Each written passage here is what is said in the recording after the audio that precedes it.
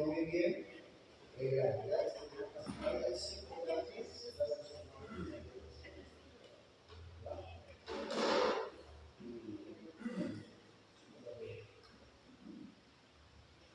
Ya, ahí hay un pequeño catecismo, se llama. Bueno, tal vez algunos hermanos no saben qué es lo que hacemos aquí. Normalmente, cuando vamos terminando una doctrina, suele ser un catecismo, es un documento de preguntas y respuestas, ¿verdad? Es un documento de preguntas y respuestas, es algo más pedagógico, ¿verdad? Es algo más didáctico, porque ya sé que te he acumulado un montón de enseñanzas, ¿no? Capaz que ya te has olvidado, ya no hemos hablado hace 2 meses. Un poquito como para recoger lo que has aprendido. Ya, esto es lo que vamos a dar hoy día, a recordar un poquito, ¿sí? Es un catecismo, se llama, es un documento de preguntas y respuestas. Y para que te ayude a refrescar un poco la memoria, voy a hacer un repaso general y luego voy a continuar introduciendo en lo que es el pecado remanente, que es el que nos falta. Bien, para cerrar, si Dios permite, la semana que viene con el libre albedrío y ya terminamos esta doctrina del pecado y ya podemos pasar así a la aplicación práctica de todo lo que hemos visto acá en la antropología. Bien. Vamos a orar, hermanos. Amado Señor, te agradecemos hasta acá tu ayuda, tu fortaleza que nos das, el tiempo de oración que es grande, sublime. Cuando nos reunimos a orar, Señor, y es de gran aliento para mí saber que oramos juntos, saber que mis hermanos también batallan la misma lucha de la fe juntos en la iglesia local. Es de gran aliento, Señor, para nosotros verle aquí orando junto con la iglesia. Señor, te pido por favor también hoy, ilumínanos, ayúdanos el día de hoy en esta aplicación de la doctrina del hombre del pecado que pertenece a la antropología bíblica. Te lo pedimos esto en el nombre de Jesús. Bien, hermanos, entonces vamos a tomar unos 20 minutos primero, vamos a hacer ese catecismo que lo tiene usted ahí. Gran parte está también aquí en la pantalla, bien. Lo pueden en su casa luego para que vayan un poco recogiendo lo que hemos ido hablando a lo largo de la semana. Bien, pero estamos tratando, mis hermanos, esta doctrina que es el pecado. Bien, hemos estado viendo ya desde el principio, el año pasado comenzamos la antropología bíblica. Antropo es hombre, ¿sí? Logía, tratar, o sea, la antropología es el estudio del hombre en relación con Dios, con la creación y también con el pecado.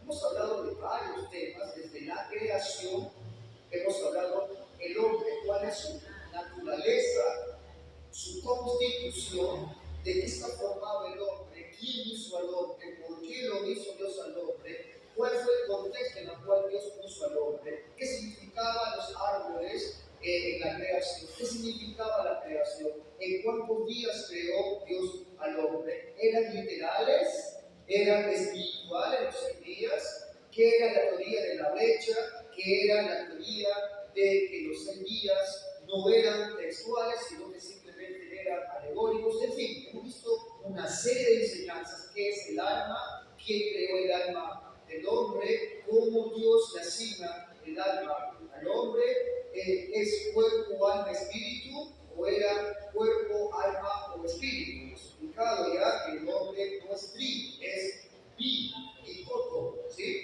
Hemos luego entrado a esta doctrina del pecado, hemos ido tratando con un contexto histórico, contexto confesional, estamos en el contexto escritural, ¿bien? Y hemos repartido, según el artículo de fe, entre 4 aspectos del pecado: pecado original, pecado heredado, pecado actual, pecado real y pecado remanente, que es el que nos falta.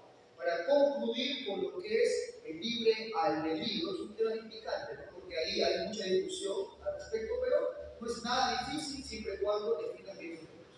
Ya, hermanos, entonces, ¿qué es lo que significaba la palabra pecado? El significado de la palabra pecado viene del hebreo pekatu, ¿sí? Y del griego amar, ¿de acuerdo? ¿Verdad? El pekatu es un término hebreo que significaba desviación de un diseño. Solía aplicar cuando los porteros y arqueros no daban en el blanco. O sea, esta palabrita explica la la naturaleza del pecado, es un verdadero desvío, es un alejamiento del fin que se nos propone, tanto en la creación como en la ley de Dios. Y viene del griego amartia, de ahí que cuando se estudia esta doctrina del pecado se le llama la amartiología. ¿Okay? O sea, es la doctrina del pecado. Significa no alcanzar o errar el daño. Ahora, segunda pregunta. ¿Qué es el pecado, hermano? Esta altura ya deberíamos poder definirlo bien. En sentido positivo, pero negativo, es cualquier falta de conformidad a la ley de Dios o la transgresión de la ley de Dios. Eso es en sentido negativo. En sentido positivo, o sea, lo que no es y lo que sí es. Lo que es autonomía. El pecado es autonomía. O sea, desear ser ley para uno mismo. Eso es el pecado, querer ser ley para uno mismo. O sea, en términos prácticos, pecado también es poner uno mismo sus propias limitaciones. Poner uno mismo qué es lo que puede hacer y qué no es lo que puede hacer una persona. Pregunta 3. ¿Cuál es la razón formal, o sea, cuál es la naturaleza del pecado? Acá hay dos respuestas. La razón formal del pecado consiste primero en la anomia. ¿Qué es la anomia? Era la palabra que antiguamente se usaba para explicar lo que era pecado. Anomia significa anarquía, es desobediencia, injusticia. Esa es la naturaleza del pecado. Es desobediencia, es injusticia. El apóstol Juan lo dice de forma resumida: el pecado es infracción de la ley. También la naturaleza del pecado es la privación, o sea, la ausencia de algo.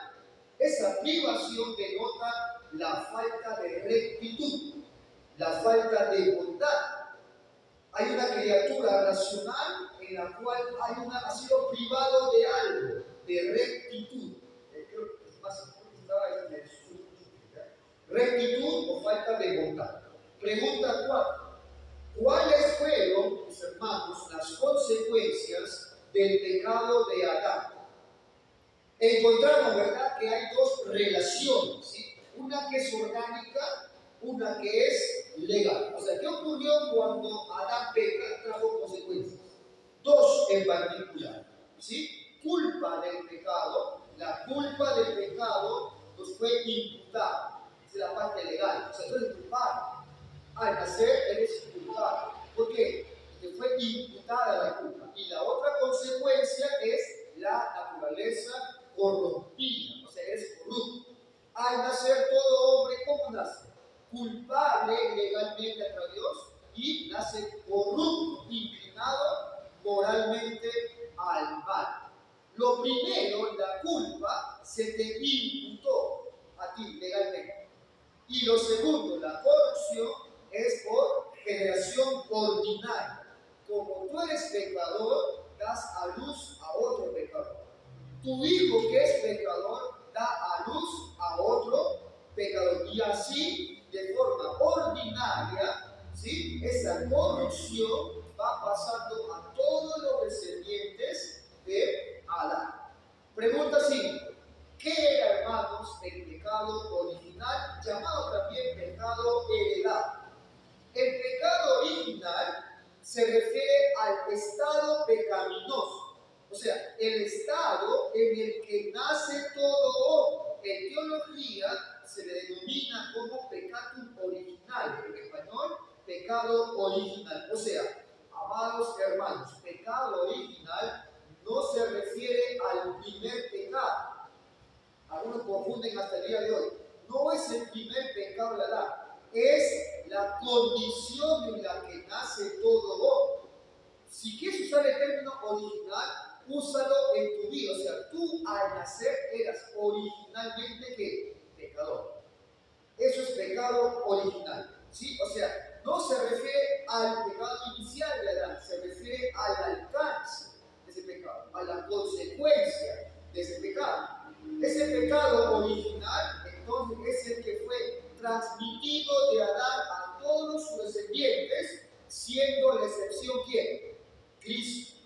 Este pecado está en el hombre desde el momento de su concepción. Pecado original entonces es culpa original y corrupción original. Tú naciste culpable y naciste corrupto. Pregunta simple. ¿Cómo distinguimos lo que es culpa original o culpa simplemente de la corrupción? Ahí hay un cuadrito, ¿verdad? Sí, hay un cuadrito que hicimos la semana pasada. Corrupción es la contaminación espiritual y moral con la que se mancha el alma del hombre. Es un problema moral, es un problema de inclinación moral. En cambio, culpa es la obligación de castigo. Eres culpable de un delito. Segundo, la corrupción es algo inherente al hombre. O sea, el hombre orgánicamente y naturalmente es corrupto. En cambio, la culpa se adhiere a él a los ojos de Dios. Es un tema legal, la culpa. Tercero, hace al hombre malvado. La corrupción hace al hombre malvado. En cambio, la culpa hace al hombre miserable. Cuarto, la corrupción puede permanecer, o sea, de hecho, permanece en el hombre aún después de su regeneración, aún después de su nacimiento. La culpa no, la culpa es eliminada cuando el Señor te justifica. Y último, la corrupción responde a la gracia de la santificación. En cambio, la culpa responde a la bendición de la justificación. Cristo te quita la culpa, eso que te habían a ti imputado, y Él te imputa su justicia. ¿Sí? Eso se eliminó cuando Cristo te imputó su justicia. La corrupción no. El creyente sigue siendo corrupto. Vamos a ver eso en el pecado remanente. Pero ¿cómo es que no vive como un pecador? Porque está siendo ¿qué? Santificado. Hay una ley nueva en su corazón que combate con la ley del viejo hombre.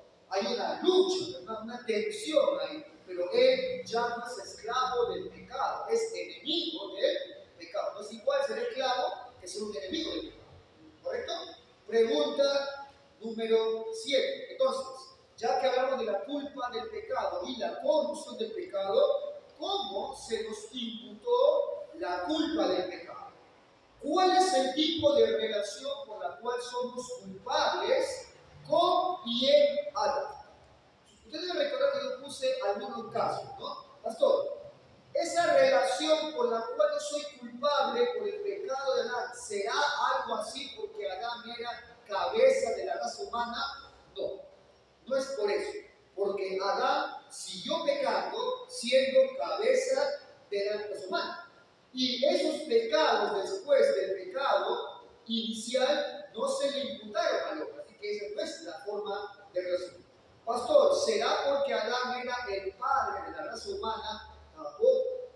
Entonces, ¿qué tipo de relación me liga a Adán con la cual a mí se me hizo culpable? Se me imputó la culpabilidad del pecado de Adán. La relación consiste en esto, que la naturaleza humana, de toda la raza humana, que en ese momento estaba y solo existía en Adán. Adán fue creado como ser ¿en qué? En el pacto de obras. Adán no entró en un pacto de obras después de ser creado. Adán fue creado en ese pacto de obras. O sea que desde el primer momento que Adán tuvo noción de su existencia, en ese momento, cuando tuvo su primer pensamiento, él era consciente de Dios y del pacto en el que se encontraba y aprobó ese pacto. Cuando Adán incumple el pacto dado por Dios, toda la naturaleza humana que estaba en él representada también violó ese pacto. Así que nosotros somos culpables de romper el pacto. Eso es lo que se nos imputó. ¿sí? Así que se nos imputa la violación del pacto y de esta manera los otros pecados de Adán no se le imputa al hombre. Por ejemplo, a ti no se te hizo culpable de los pecados que siguió haciendo Adán, solamente de la violación de ese pacto que rompió Adán. Adán desobedeció. Adán rompió el pacto. ¿Qué le dijo Dios? Bueno, ¿qué pacto hizo Dios con Adán? Un pacto de obras. Si no comía de ese fruto, vida eterna. Pero si comía, muerte. Como no obedeció, rompió el pacto, el hombre violó en Adán ese pacto. Pregunta 8. Entonces, ¿qué se le imputa al hombre, hermanos? No se le imputa todos los pecados de Adán. Se le imputa, ¿qué cosa? La violación original del pacto. Así que todo el que nace lo hace en ese pacto. Todo el que nace lo hace violador de ese pacto. Pregunta 9. ¿Qué es la corrupción original? Entonces, el pecado de Adán, ¿qué es lo que trajo? Culpa. Ya explicamos en qué sentido culpa y cómo se le imputó. También trajo corrupción, ¿sí? Una corrupción que es de índole moral. Así que, ¿qué es la corrupción original? Para poder entender, hermanos, la corrupción incluye dos cosas. La ausencia de la imagen de Dios, en teología reformada se llama justicia original. ¿Ya me explico qué significa eso? ¿Ya? Y segundo, la corrupción implica una propensión al pecado, o sea, una inclinación al pecado. Ahora bien, ¿en qué sentido el hombre perdió la imagen de Dios? Esto yo lo he explicado detenidamente hace un par de meses, hermanos. Ahora, solamente por amor a la brevedad y por algunos que no han estado en ese estudio. ¿En qué sentido decimos que el hombre perdió la imagen de Dios? Para poder responder, hermano, esta pregunta, hay que indicar una diferencia. ¿Qué es la imagen de Dios en un sentido restringido y qué es la imagen de Dios en un sentido amplio? Hay que distinguir estos dos aspectos de la imagen de Dios. Pregunta 11. ¿A qué nos referimos entonces con la imagen en el sentido restringido? Como son dos formas de ver la imagen de Dios, explicamos. ¿Qué significa? ¿En qué sentido entonces es la imagen en sentido restringido? Hermanos, cuando Adán cayó en pecado, fue despojado de algo llamado justicia original, o sea, conocimiento perfecto, justicia perfecta y santidad perfecta. Cuando Adán cae en pecado, la imagen de Dios en el sentido restringido, o sea, su justicia original, la perdió. Adán, cuando cayó, repito, fue despojado de esa imagen, o sea, de la justicia original, o sea, del conocimiento perfecto, de la santidad perfecta y de justicia perfecta. Eso es lo que perdió Adán, es esa imagen restringida que Adán perdió. Base bíblica, Colosenses 3, versículo 10, ahí ustedes ven en la pantalla lo que dice, ¿verdad? El apóstol Pablo mira y escucha lo que dice Pablo. Y revestido de nuevo. ¿De qué está hablando, hermano? Del nuevo nacimiento, ¿sí? Del nuevo hombre en Cristo. Ahora, mira qué es lo que dice de ese nuevo hombre, el cual conforme a la imagen del que lo creó se va renovando hasta dónde? Conocimiento pleno. O sea, Pablo está diciendo, cuando tú naces de nuevo, estás recuperando, ¿verdad? Estás yendo a la imagen del que te creó, ¿sí? A la imagen de Dios. Si estoy recuperando esa imagen, ¿qué implica eso? Que la perdiste. Dice Efesios 4, versículo 24. Otra vez, y vestidos de nuevo hombre. Habla del nuevo nacimiento. Ya dijo Pablo en el texto que Cuando nacemos estamos yendo a recuperar la imagen de Dios. Ahora, miren lo que dice. Y vístanse del nuevo hombre creado según Dios, ¿cómo? En la justicia y santidad de la verdad. ¿Se dan cuenta? O sea, ¿a dónde apunta Pablo? Que cuando alcancemos esa imagen plena, ¿qué significa eso? Dice Colosenses, pleno conocimiento. Dice Efesios, justicia y santidad. ¿Eso qué es? La llamada justicia original, o sea, la imagen de Dios en sentido restringido. Eso es lo que perdió el hombre. O sea, el hombre perdió su funcionalidad perfecta, perdió su conocimiento perfecto, ahora anda en tinieblas, perdió su santidad, es corrupto, y perdió su justicia. Dice Pablo acerca de estos pecadores que con su injusticia refiere a ¿qué? La justicia de Dios. Ahora, ¿en qué sentido nos referimos a la imagen en sentido amplio? Hay que ahora entender el aspecto en sentido amplio. Porque esta imagen un poco resume, ¿no? Adán, cuando pecó, perdió la imagen, sí. ¿Qué imagen, pastor? La imagen de Dios en sentido restringido. ¿Qué significa eso? Justicia original. ¿Qué es eso? Conocimiento pleno, justicia y santidad. O sea, esto tiene que ver con la función del hombre. Esa imagen el hombre la perdió. Pero hay otro sentido de la imagen de Dios en el sentido amplio. En un sentido amplio, el hombre sigue conservando la imagen de Dios. ¿Por qué? Escucha, hermano, el hombre no es que porta la imagen de Dios. No es un anexo en el hombre la imagen de Dios, no. No es un apéndice, no es que él lo porta, no. El hombre es la imagen de Dios. Así que el hombre en ese sentido no puede perder esa imagen. Porque si el hombre es la imagen de Dios y pierde esa imagen, deja de ser hombre. Así que en un sentido amplio, la imagen de Dios en sentido amplio se refiere a la estructura del hombre. El hombre es la imagen de Dios. Así que la estructura, o sea, el conjunto de los pensamientos, el raciocinio, la voluntad, eso el hombre no lo perdió.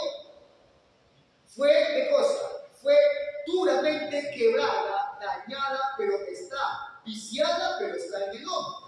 Así que en sentido restringido, el hombre perdió la imagen de Dios. En sentido amplio, el hombre no perdió. El hombre es la imagen de Dios en sentido estructural. Ahora, aquí se encuadra eso que esta vez que estudiamos los libros. Así que en sentido amplio se refiere a la estructura del hombre. Cuerpo, alma, ¿no? Ahí está la voluntad, el raciocinio, pensamiento. Porque eso no lo perdió. Cuando Adán cayó, entonces perdió la imagen en el sentido restringido. En cambio, en el sentido amplio quedó corrompido, dañado, pero está ahí. Ahora, yo usé una gráfica de Lenus Braquel que me pareció brillante como lo expone él. Mira, dice Braquel que la imagen de Dios al principio, cuando estaba Adán en el Edén, era perfecta, ¿sí? Esa imagen él lo figura como un cuadro más una pintura, todo en unidad indistinguible, ¿sí? Ahí está el lienzo y la pintura. Ese era el hombre perfecto, a la imagen de Dios. ¿Qué ocurre en la caída? Cuando cae, hay dos cosas, ¿sí? La imagen se borró, se perdió, y el marco, el lienzo, quedó dañado. Ahí está, ¿sí? Entonces, no, esa imagen que le fue despojada a ese cuadro es la imagen en el sentido restringido. O sea, el hombre perdió su justicia original, santidad, reconocimiento y ¿qué era? Justicia por la verdad. Lo que quedó, pero dañado, era estructura. O sea, tu esencia de estructura, cuerpo, alma, aún lo tienes. Eso te hace un hombre. pero está dañada, está corrompida. Ya, esa es la figura que usó, digamos, Raquel, para poder entender esto de imagen en sentido amplio, imagen de Dios en sentido restricto. Bien, pregunta 13. Entonces, esto entendido, ¿en qué consiste la propensión, que es el otro brazo de la corrupción en el hombre? ¿En qué consiste la propensión hacia el pecado? Yo hice un ejemplo, así como la enfermedad no solamente consiste en la ausencia de salud o de circulación adecuada en la sangre, sino que también genera una indisposición, ya sea de movilidad, ¿verdad?, de carácter. Así también es la propensión en el pecado. No solamente se te quitó santidad, se te quitó pleno conocimiento, o sea, no solo has perdido la imagen de Dios, sino que también estás inclinado al mal, al pecado. Eres corrompido, inclinado, propenso al mal. Todos los hombres, entonces, en virtud de la caída de Adán, tienen una propensión, una inclinación al pecado. Desde niños, desde bebitos hasta ancianos, tienen una naturaleza corrupta desde su concepción y nacimiento hasta el último día de su vida. 14. ¿Cómo se transmite esa corrupción por el pecado de Adán? Ya vimos que la culpa, ¿sí?, que es una consecuencia del pecado de Adán, se nos imputó. O sea, se nos tomó como delincuentes. Fuimos parte de ese delito, violamos el pacto. Pero ¿cómo llega la corrupción? La culpa se adhiere a la corrupción. Ahora, hice aquí dos puntos de claridad. La corrupción no se transmite a través del cuerpo. No es algo de herencia física, no está en tus genes. ¿Ya? O sea, así te hagas un cambio de ADN, tu hijo va a nacer corrupto, porque no está en tu ADN. Tampoco se transmite solamente a través del alma. Dios crea inmediatamente el alma cuando se da la concepción de un nuevo individuo. Entonces, ¿cómo se transmite? No es solo por el cuerpo, no es solo por el alma, sino en el hombre, o sea, cuerpo y alma. A eso le llama el párrafo 3, generación ordinaria. La corrupción, dice el libro de fe, es por generación ordinaria. Y acá hay algo que debes comprender. Acerca de la providencia de Dios y su concurrencia, es bien complicada esta parte, pero lo hago sencillo. La concurrencia es que la actividad divina, llamada el poder divino, llámale algo propio de Dios, ¿sí?, concurre, o sea, trabaja, y lo digo con mucho cuidado, a la par de la actividad humana. Ahora, eso dice la definición, pero algunos creen esto. O sea que Dios está acá el hombre, y lo que él hace y lo que es el hombre están tirando como si fueran dos cuerdas a un animal. No, es una idea. La idea es que él es la causa primaria de todo y usa medios. En este caso, el hombre es la causa secundaria. El hombre es libre. El hombre es libre en su voluntad. Él hace lo que él quiere. Sin embargo, no es independiente a Dios. Así que cuando el hombre hace lo que él quiere, Dios hizo lo que él quiere. Él es libre, él es soberano. Causa primaria, él es causa secundaria. Nunca independiente a Dios. Así que cuando el hombre peca, es responsable. Y cuando el hombre peca, Dios sigue siendo soberano. Y él usa aún el pecado de ese hombre para sus propios fines. De esa manera, Dios también opera en el alma. Cuando Dios decide crear un nuevo individuo, ¿cómo lo hace? No lo hace de forma todo inmediata. No, Él usa medios. ¿Qué medio usa?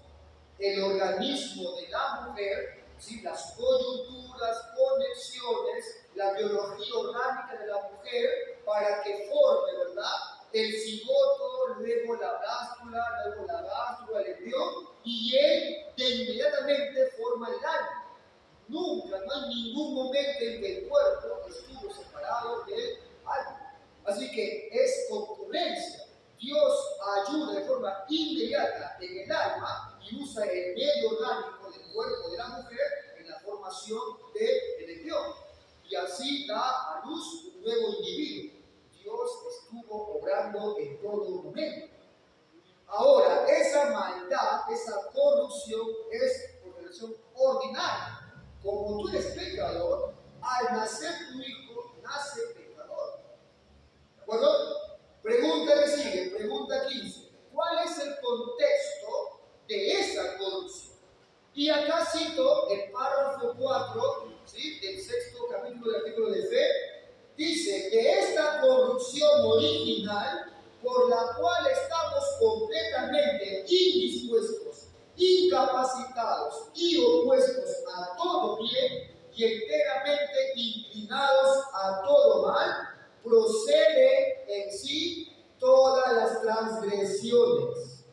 El contexto de la corrupción es algo llamado la incapacidad total. Pregunta 16. ¿A qué nos referimos con incapacidad total? O sea, hermano, no solamente eres inclinado al mal, escucha, sino que esa inclinación al mal te incapacita para buscar a Dios. O sea, queremos lo malo y aborrecemos lo bueno. Es en la doctrina de la depravación total o incapacidad total. Rápidamente, 4 afirmaciones que da la Biblia al respecto. 1. La Escritura, hermano, afirma que el hombre natural, o sea, el hombre sin Dios, es esclavo del pecado, está muerto en tus pecados y delitos y está ciego a la verdad de Dios. Esclavo, muerto y ciego. Juan 8, versículo 34, lo leo rápidamente. Jesús le respondió: en verdad os digo, que todo el que comete pecado es esclavo del pecado. Y como cometemos pecado desde que nacemos, somos esclavos del pecado. Efesios 2, versículo 1. Él os dio vida a vosotros. ¿Cómo estabas tú? Que estabais muertos en vuestros delitos y pecados. O sea, ni siquiera puedes darte cuenta de esa incapacidad. No te das cuenta ni siquiera de que eres incapaz de querer un bien de parte de Dios. Segunda Corintios 4, versículo 4. Mira el estado en el que se encuentra un hombre no regenerado. Dice Pablo: en los cuales el Dios de este mundo ha cegado el entendimiento de los incrédulos para que no vean el resplandor del Evangelio de la gloria de Cristo, que es la imagen de Dios. Entonces, ¿cómo está el hombre según la Biblia? Se encuentra esclavo del pecado, muerto en sus pecados y ciego a la verdad del Evangelio. Segunda afirmación: la Escritura nos muestra que el hombre no tiene la capacidad de agradar a Dios o hacer su voluntad. Hermano, la naturaleza pecaminosa no puede mejorarse. O sea, la disposición al mal es absoluta. La corrupción aún permanece. Mira, Pablo, ¿qué es lo que dice Pablo? Quería hacer el bien, pero ¿qué es lo que dice? Que encontraba una ley en sus miembros. Pablo, porque habitaba en él el Santo Espíritu de Dios, quería y podía ahora hacer el bien, pero encontraba una disposición en su carne a no hacer la voluntad de Dios.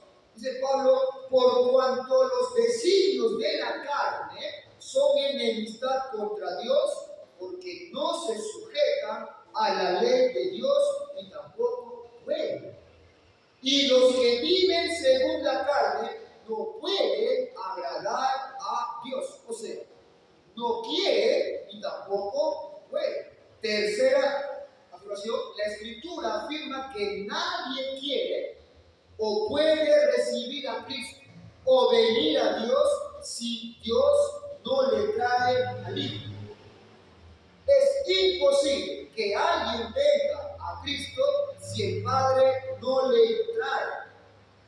Acá hay un gran tema y también un gran error. Muchos creen que es el pecador, ¿no?, que debe ser, ¿no?, infundido en aliento para que él diga: yo quiero ir a Cristo. No. Nadie puede venir a Cristo si el Padre no le trae. Dice Juan 6, versículo 44. Nadie puede venir a mí si no lo trae el Padre que me dio. Nadie dice, y nadie.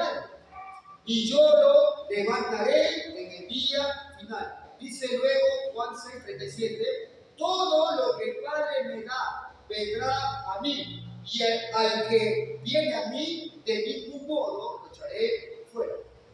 Nadie llega a Cristo si el Padre no lo trae. Y cuarta afirmación, hermano, la Escritura afirma que la voluntad del hombre no es la que determina la aplicación de su salvación.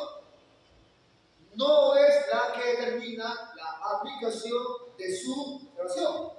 Por más que tú le alientes a un hombre a que haga una oración voluntaria, eso no implica su salvación, porque la salvación no la determina su propia voluntad, la determina la voluntad soberana de Dios.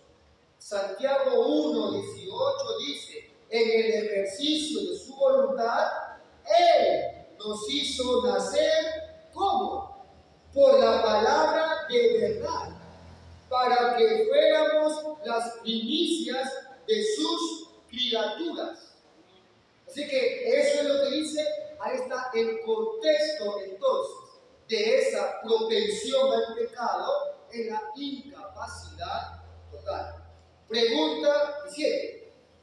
¿Qué es el pecado actual? Hasta acá entonces es el pecado original. ¿Qué es el pecado actual? Hermano, el pecado actual es la aberración de la ley de Dios.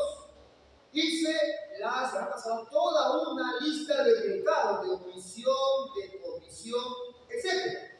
¿Sí? O sea, el pecado original, o sea, la consecuencia y la condición en la que tú naciste, pecador, culpable y corrupto, pecado original, ahora produce todo tipo de pecados, llamados pecados actuales. Así que ese niñito que nació en pecado original, conforme gana fuerza, voluntad, va a cometer pecados mayores. Si no se le refrene su maldad, cometerá pecados mayores. Esos pecados son los pecados que violan la ley moral de Dios. Es el pecado actual. O sea, hermano, hasta acá, ¿qué hemos visto? El hombre fue creado recto o injusto. Recto. A causa de la caída de Adán, el hombre cayó de ese estado recto y justo. Cuando Adán cayó, caímos con él. Cuando Adán pecó, pecamos con él. ¿Por qué? Porque Adán fue ¿quién? Nuestro representante de toda la raza humana. De la misma manera, cuando Cristo llegó a la vida del creyente, es el llamado segundo Adán, porque vino de la misma forma que vino Adán. ¿Cómo? Como tu representante. Por eso que dice Romanos, por el primer Adán llegó la condenación, pero por el segundo Adán la justificación para vida. Ambos son quienes, tú representantes. El que no está en Cristo, ¿dónde está? En Adán, o sea, condenado. El que está en Cristo está justificado, ¿sí? Listo. Así que el hombre fue creado recto, cayó en Adán. Cuando Adán cayó, ¿cuál fue el resultado de su pecado?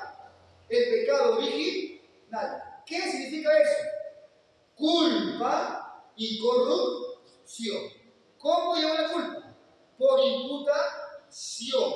¿Cómo llegó la corrupción? Generación ordinaria. A causa de esa corrupción estamos inclinados a todo mal, enteramente indispuestos a todo bien espiritual. Última pregunta que ahí está. Ahora, a todo esto, pastor, perfecto. ¿Y qué pasa con un creyente? ¿Qué pasa con un creyente? Ya vimos que se te imputó, ¿sí? Se te imputó su justicia, la de Cristo. Y preguntes, ok, la culpa ya se arregló. Ya no soy culpable ante Dios. La pregunta es, ¿qué sucede con la corrupción? ¿Desapareció o no el creyente? Lo leo, párrafo 5 de la que dice, la corrupción de la naturaleza permanece durante esta vida en los que son regenerados. Y aunque aquella sea perdonada y mortificada por medio de Cristo, ella misma y sus primeros impulsos son verdadera y propiamente pecado. Escuche, por favor. Son verdadera y propiamente pecado. Nunca vayas a creer que la maldad, aún del creyente, no es pecado. Tu maldad, creyente, es verdadera y realmente pecado. Es real y propiamente pecado. Quiero primero que entiendas la distinción cuádruple del estado del hombre. Hay 4 estados del hombre. Es sencillo recordar. El estado de perfección, o sea, antes de la caída. El hombre era perfecto. Luego está el estado no regenerado, después de la caída. Luego está el estado regenerado, o sea, elección, regeneración, nuevo nacimiento. Fuiste justificado, adoptado y eres santificado. Y luego está el estado de gloria, será allá en la vida eterna. Entonces, al ser justificados, esa culpabilidad ya cesó. Ya no es culpable ante Dios. Pero hermano, la corrupción, esa inclinación al pecado, no ha sido quitada del creyente, pero el creyente goza de algo que no goza el incrédulo. ¿Cuál es? La habitación del Espíritu Santo. Por lo tanto, esa inclinación pecaminosa batalla con la inclinación que te provee el Santo Espíritu. Hay una batalla en el creyente. Él está peleando con esa inclinación pecaminosa. ¿Por qué, hermano? Lo deja clarito la última parte del párrafo 5. Dice claramente, esos impulsos del creyente son verdadera y propiamente pecado. Hermano, ¿por qué es importante ahora, en el tiempo actual, enfatizar esto? Que el pecado permanece aún en el creyente, llamado pecado remanente, y que toda acción, aún del creyente, que no se ajusta a la voluntad de Dios, es pecado. Realmente es pecado. Llámale como tú quieras, es pecado. Porque hay 2 corrientes que distorsionan esto: el antinomianismo y el perfeccionismo. Antinomianismo, anti sí, nomos ley. Es alguien está en acción. Como no hay ley moral, entonces hagamos lo que queramos. Total, no hay ley. Es más, esta gente cree que ya no hay pecado en ellos. O que si lo hay, Dios ya no lo va a hacer responsable. Y cuidado que citan la Biblia. Busca Romanos 7, versículo 17 y versículo 20. Mira, ese texto lo usan algunos antinomianos para decir, mira, yo ya no soy responsable del pecado. Así que puedo vivir como quiero. Dice Romanos 7, versículo 7 y 20, dice versículo 17, de manera, ahí Pablo hablando de su lucha con el pecado, dice, de manera que ya no soy yo. Mira, si saco esto de contexto, mira lo que diría el texto.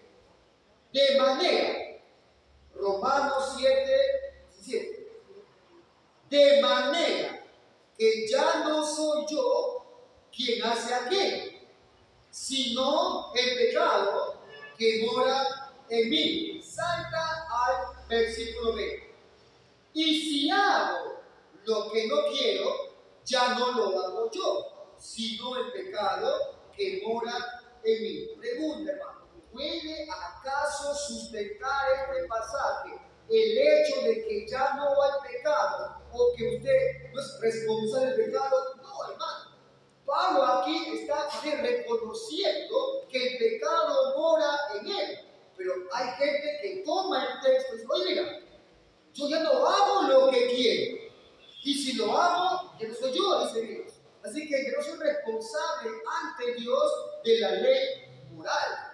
Pablo termina esa sección diciendo, miserable de mí, ¿quién me librará de este cuerpo de muerte? ¿Por qué? Estaba exponiendo la corrupción que aún estaba en él. Así que hace falta el día de hoy dejar eso en claro porque está el antinomianismo. El que te dice, tranquilo, la ley moral de afuera no es responsable ante la ley. Mentira. Y el segundo desvío es el perfeccionismo. ¿Qué significa eso, hermanos?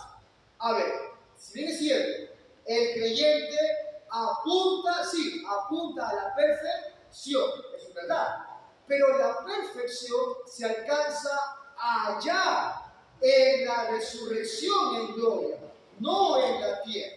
En esta vida, hermano, nadie va a ser perfecto. Lo que significa que vas a pecar porque estás luchando con tu pecado y ocasionalmente puedes verte en debilidad y caer en ese pecado.